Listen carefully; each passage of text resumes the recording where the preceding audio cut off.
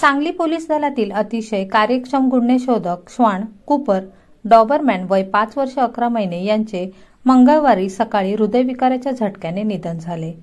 कूपरच्या जाण्याने पोलीस दलात हळहळ व्यक्त केली जात आहे। त्याच्यावर शासकीय इतमामात अंत्यसंस्कार करण्यात आले। कूपरचा जन्म 6 ऑगस्ट 2019 रोजी झाला होता। त्याचे प्रशिक्षण श्वान प्रशिक्षण केंद्र पुणे दिनांक 10/1/2020 ते 30/10/2020 दरम्यान पूर्ण झाले होते।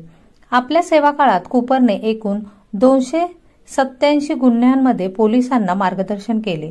यापैकी 13 गुन्हे उघडकीस आले। विशेषतः जत 2021, हरिपूर 2022 येथील खुनाच्या गुन्ह्यामध्ये आणि आटपाडीतील घरफोडी कूपरच्या मार्गदर्शनामुळे संशयित आरोपीस अटक करून 3.5 लाख रुपयांचे मुद्देमाल हस्तगत करण्यात आला होता। चालू वर्षात 2025 मध्ये कूपरने 54 गुन्ह्यामध्ये सहभाग घेतला असून 38 प्रकरणात महत्त्वाचे मार्गदर्शन केले। कूपरच्या कामगिरीबद्दल त्याचा पालक मंत्री सुरेश खाडे आणि पोलीस अधीक्षकांच्या हस्ते 2 वेळा सत्कार करण्यात आला होता।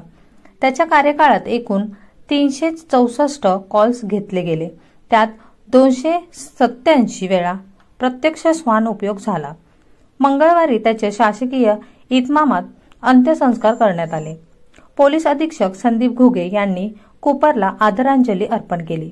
यावेळी महिला श्वान प्रशिक्षण कर्मचारी भावनिक झाल्या होत्या। तानाजी सावंत, LCB निरीक्षक सतीश शिंदे, सुरक्षा शाखेचे निरीक्षक तळेकर यांच्यासह अनेक पोलीस अधिकारी उपस्थित होते।